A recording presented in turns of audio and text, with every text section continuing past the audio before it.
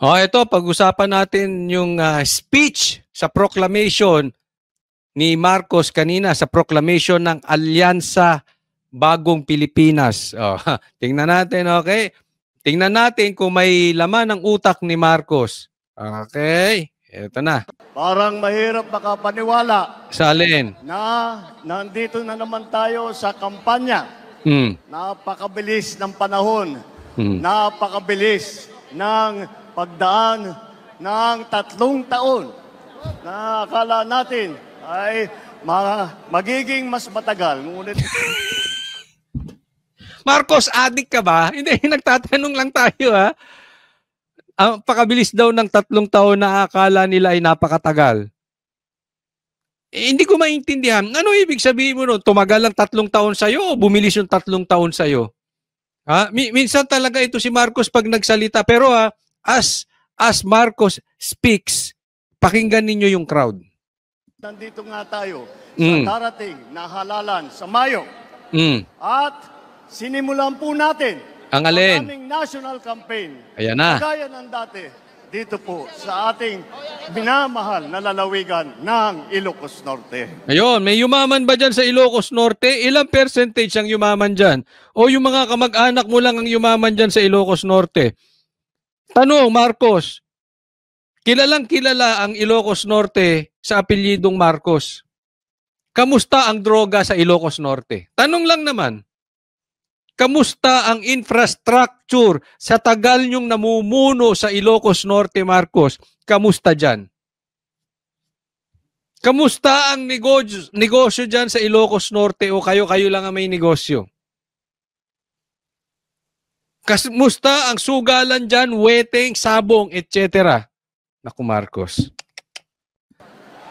Doon sa mga nakakaalam na mga taga-Ilocos o may mga kaibigan sa Ilocos, pakilagay nyo dyan, kamusta ang Ilocos Norte ni Marcos? Andito po ang aming ipinagmamalaki. Sino ang pinagmamalaki mo? Mga kandidato para sa Senado.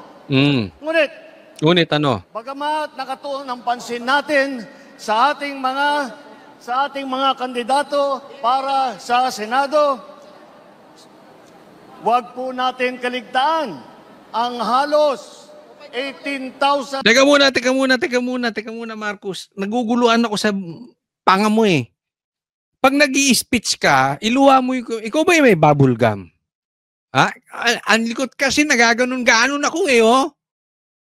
Hindi, kasi magagalit yung daddy ko. Ayaw ng daddy ko yung ad hominem. Hindi ad hominem kasi nagugulo. Kayo ba hindi nagugulo? Kasi nag-i-speech. Isipin nyo ako nagsasalita ganyan ako ng ganyan. Di ba pangit? Lalo presidente ka. Gusto nyo, itry ko. Nagsasalita ako ngayon pag ganon-ganon. Kaya lang, baka magsialisan kayo pag ganon-ganon ako magsalita eh. 200 na local executive na ating ihahalal sa Mayo. Nabanggit ko po ito dahil may pagmamalaki ng alyansa na kami lang ang may kumpletong ticket mula sa senador hanggang sa sangguniang bayan ng pinakamaliit na bayan ng buong Pilipinas. Yun! Pinagmamalaki na yun. Kumpleto ang senador nila, 12. Ang senador nila at hanggang sa pinakamaliit na bayan daw ng bansang Pilipinas. Yun na, accomplishment na yun, Marcos, dahil kumpleto kayo. Ipapaliwanag ko bakit kayo kumpleto. Wag na tayo maglokohan, derechahan tayo. This is midterm election. Lahat po ng midterm election, malakas ang pagsanib ng mga tao, ng mga politiko doon sa partido ng presidente. Bakit? Nasa kanila ang makinarya, nasa kanila ang pera, nasa kanila ang power, nasa kanila ang posisyon, nasa kanila ng lahat. That is midterm election. Ay wag po sana nating niloloko taong bayan. But it doesn't mean na dapat pinagmamalaki yun. Paano kung kompleto nga kayo? Yung isa dyan, mangga. Halimbawa lang yung isa dyan, balimbing. Yung hindi, daming balimbing eh. Yung isa dyan, nag-TNT sa US. Halimbawa, ganun lang. Yung isa dyan, magnanakaw. O yung isa dyan, katulad mo, pag ganun-ganon ng bibig, nalilito na ako. Oh. Okay yon? Basta makumpleto? Hindi. Quality tayo. Kahit 3 lang. O halimbawa, 3 lang ang partido mo. Pero kasing gagaling ni Pastor Kibuloy, kasing gagaling ni PRRD, kasing gagaling ni BP Sara, doon na ako. Kaysa sa 12 na dati ng politiko na hindi naman naayos ang bansang Pilipinas. Anong bagong Pilipinas? Puro luma yung kandidato mo. Naayos ba tayo ng mga yan? Sinong nakaayos dyan sa mga yan? Sino sa kanila ang naayos nila ang kanilang syudad at nabawas ang droga?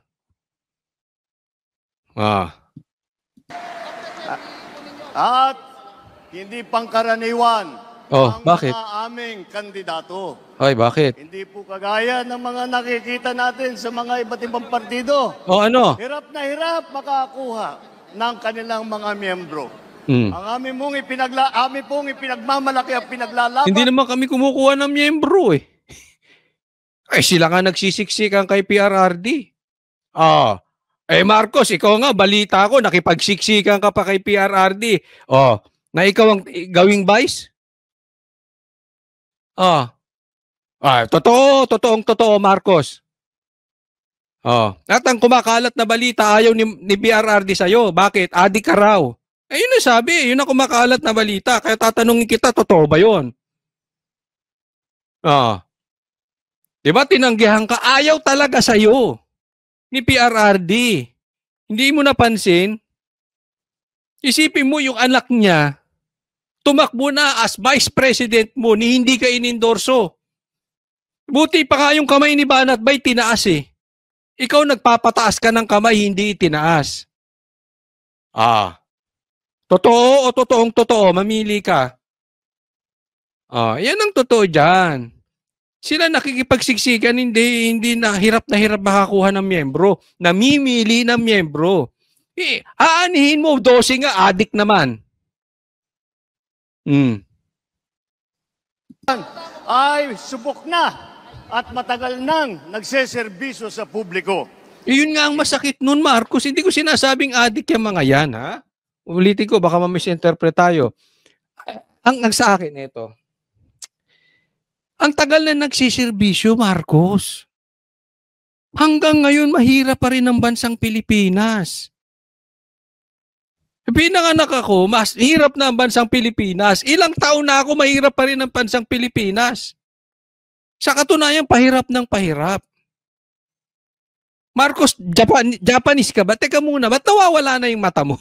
Hindi, napansin ko lang, na-distract kasi ako, parang nakapikit na eh. At sabihin ko sa inyo, pahirap na pahirap tayo. Yung OFW ba natin nababawasan dahil nagkakaroon ng trabaho sa Pilipinas?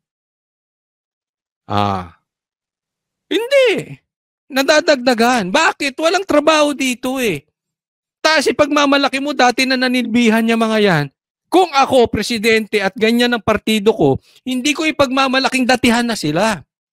Mas gusto ko pang ipagmalaki yung bago. Na dati nang may ginagawa, kaysa ipagmamalaki ko yung datihan na hindi naman tayo naayos. Buang ka ba? Bakit ipinagmamalaki mo yung pangit? Alam mo, hindi ko maintindihan ang thinking nito si Mar. Anong kapag malaki-malaki, sa may mga pangalang politiko na hindi naman naayos ng Pilipinas. Yang nga malalaking pangalan ang nagnanakaw sa bansang Pilipinas kaya tayo hirap na hirap. Hindi ko sinasabing sila. Pero sino sa kanila ang nakapagbago ng Pilipinas? Tapos iboboto na dito Lapid. Gusto mo iboto na naman natin? I mean, Marcos, anong gusto mo iboto na naman natin? Anong nagawa niyan? Di ba? Shows. Hindi po ay naaawa rin po kuminsan sa ating mga katunggali. Dahil nagmamakaawa para makakuha ng mga malalakas at magagaling na kandidato. Magdroga, ay. Di tulad ng iba, amput lang ang kandidato. Dito po, buo kami. Hindi lamang buo sa numero, ngunit buo ang loob para ipaglaban ang kapakanan ng bawat Pilipino at ang buong Pilipinas. Ay, ganon. Palakpakan. Buo kayo. Marcos, sinabi mo na yan.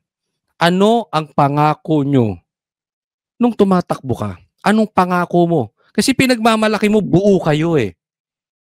Alam mo yung yung broken family. Ganyan pa sinasabi mo, buo kayo pero hindi. Huwag tayo maglokohan, Marcos. Anong pangako mo nung eleksyon? Uniteam. Dalawa lang ang pangako mo, uniteam tsaka pagkakaisa. United ba kayo? Bilang ama ng bansang Pilipinas, dahil ikaw ang presidente, ikaw ang leader that you see to it na yung pinangako mo na uniteam, unity, magagawa, nangyari ba? Hindi, buwag. Ngayon, kayo naglalaban. Pangalawa, yung pagkakaisa. Bilang ama ng bansang Pilipinas, na panindigan. Kasi para kang ama ng pamilya, dapat pag may binitawan ka, magunaw na ang mundo pag may binitawan ka sa anak mo, gagawin mo. Kahit balik-balik ta rin ang mundo, gagawin mo. Tanong, ginawa nyo ba yung pagkakaisa? Now you are telling us buo kayo. Ano na namang pambubudol yung sinasabi mo sa bansang Pilipinas? Ako, pupusta ako sa inyo. Mga kababayan, tingnan nyo lang ha, hindi ako tama. Hindi ako laging tama. Pero ito ako, pusta ako sa inyo. Etong mga ito, hindi magpapadrug test. Kaya nga, may mga yan ang sigaw ng mga PDP, mga nagme-mensahe sa akin, mga PDP supporters. Coach, hamunin nyo ng hair follicle test to. At bukas, Thursday, a-attend ako. Kung makakausap ko si PRRD, a-attend ako ng proclamation ng PDP. Kung makakausap ko, isasuggest ko, hamunin niya mga yan ng hair follicle test. Pupusta ko, hindi sila papayag. Kasi baka mamaya meron diyang mga addict. Or kung hindi addict, takot magpa-drug test. Bakit? Dahil ayaw mo magpa-drug test, Marcos. Dahil takot ka magpa-drug test. Yun ang totoo niyan. Dahil takot ka magpa-hair follicle test, hindi lalaban yan for the sake na hindi ka ma-offend. Kasi isipin mo, nagpa-hair follicle test yung mga yan. Ikaw hindi. Kami nga pala. Okay? For your information. May nalakap kaming balita. Gusto ni Pastor Kibuloy magpa-hair follicle test kasama ang Banateros. Ako kahit araw-araw, walang problema. Basta kayo magbabayad. Sinasabi ko parati yan. Dahil hindi ako addict, never ako tumikim ng drugs. Alak, oo. Sigarilyo, oo. Pero nabibili naman yan sa kanto. Kahit sa pulis ka bumili, pwede. Yung droga, hindi. Bawal yun. Oo. Yossi lang, tsaka Pero wala na. Tagal na akong di nagsigarilyo. 2015 pa yung last stick ko. So, 10 years na. Pero drugs, since birth, wala. Ikaw, Marcos, kaya mo sabihin yun? Since birth, hindi ka nagdroga? Since birth, hindi ka nakatikim ng kahit na klaseng recreational drugs? Kaya mo magpa-hair follicle test? Huwag mo i-compare yung alyansa ng bagong Pilipinas sa PDP. Dahil pag sinabi ni PRRD, magpa-drug test kayo lahat, pag may bumagsak sa inyo, tatanggalin ko. Pati ako magpapadrug test, kayang sabihin ni PRRD ang kayo. Ikaw, Marcos, kaya mo sabihin yan? Magpa-drug test kayo, pagka nag-positive kayo, tatanggalin ko kayo dito. Pati ako magpapadrug test. Kaya mo, Marcos? Hindi, pustahan tayo, hindi mo kaya. Real talk lang po.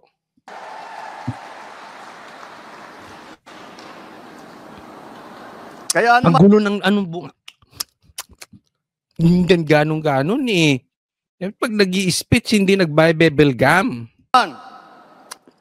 Nakita, nagtataka nga ako, parang yung mga iba na naging kandidato nag-deliver lang yata ng suka nabigyan na ng certificate of... Ay, ang yabang.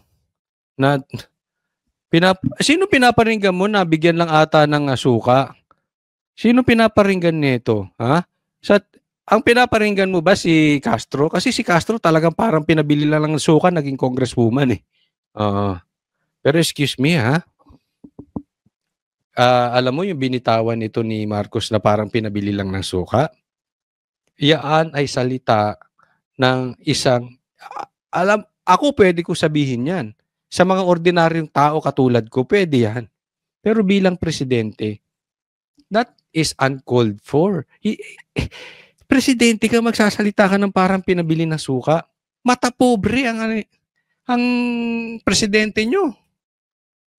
Mata pobre. Kasi yung mga yan, yung mga elitista, mga alta sa syudad, ang tingin nila, pagka hindi ang apelyido mo ay hindi mga traditional politicians, mga trapo na magnanakaw, tingin nila,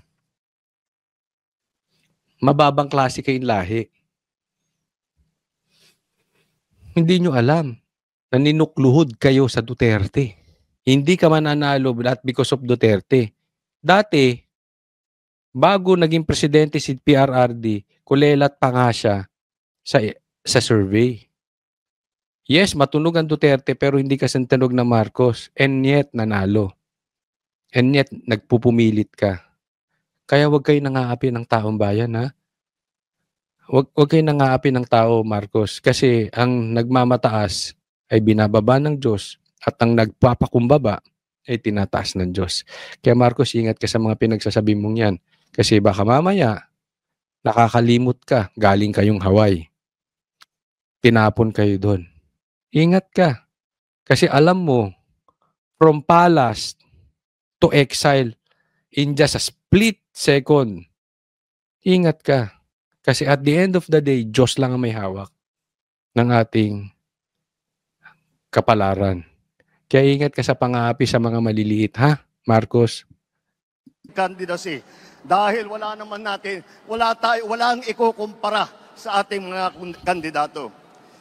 Kung ihahambing natin sa mga napulot nila, ang ticket natin mula sa Senado hanggang Sangguniang Bayan ay mga leader na subok sa serbisyo. Paano naging subok? Umasenso ba ang Pilipinas sa kanila? Baka kamo matagal. Ha? Hindi ibig sabihin matagal is quality. Tenure doesn't mean effective. Kung patagalan ng usapan, Marcos, isa ka sa pinakamatagal na politiko. Naayos mo ba? Yung panga mo nga, hindi mo maayos. Yung buhay mo nga, hindi mo maayos eh. Gandang record na pwedeng ipagmalaki. Anong gandang record? Anong nagandang record ni Amy? Di ba? Yung mga, hindi mo alam, mga abogado yung sa PDP. Oh. Kanino? Kung kilatisin natin ng isa-isa, napakatingkad ng ating kakayahan, ng kanilang kakayahan at ang mga pambato para sa pagbabago. At ayan ka na naman sa pagbabago, Marcos. Bagong Pilipinas, pinangako. May nabago ba? Ilang tulay ang nagawa? Yung ginawa nyo nga flood control project, giba-giba. Baha-baha tayo, Marcos. Magpakatotoo ka naman. Ang lakas mo talaga makabudol. Lakas mo makatoxic eh. Harap-harapang pangbubudol na yung ginagawa mong yan. Nakakaasar na. Pambira itong mama na to talaga. Wala ka ba talagang pakiram? Ikaw ba ano bang multivitamins ang tinitake mo? Pag pinagsama kagaya nito, ang nangyari dito sa alyansa, ay lalong nakaka-impress ang kanilang pinagsamang Si Abalos ba kaya magpa-drug test? Sige, tuloy mo. lakas at galing. 8 po sa ating mga kandidato ay veteranong senador. Palitan ko na lang, matagal ng senador kasi pag veterano baka akalain nila ng Yun yung sinasabi ko matagal ng senador. Ano nang nagawa? Nabago buhay ng Pilipino? Hindi. Hindi lang luma, kundi matanda. Andito po, ang ating mga senador, Senator Cayetano, Senator Lacson, Senator Lapid, Senator... Lapid. Pinagbalaki mo pa yung mga yan, Marcos. Seriously, anong tinitake mo multivitamins? Maitake ko nga. Para mawalan ako ng hiya. Marcos, Senator Pacquiao, Senator Revilla, Senator Soto, Senator Tolentino. Tolentino, nukno ka ng traidor yan. Mana sa'yo. Dikit yan kay PRRD, anong nangyari? Kung iniwan niya si PRRD na napakagaling dahil sa makinarya, ikaw pa kaya? After your, tatanda mo to Marcos, sabihin ko sa'yo, position and power, magkaiba. Tingnan mo ang power ni PRRD. Kahit wala siya sa posisyon, nananatili. Bakit? Mahal ng taong bayan. Marcos, after mo mawala sa power, walang re-respeto sa yung politiko. After mawala mo sa posisyon pala, tingnan ko kung may power ka. Walang re-respeto sa yung politiko. At yun nga mga kababayan, anong masasabi niyo sa balitang ito? Maaring ihayag ang inyong opinyon at kuro-kuro sa comment section sa ibaba. Huwag din kalimutang mag-like, mag-subscribe at mag-share sa bidyong ito. Maraming salamat sa panonood.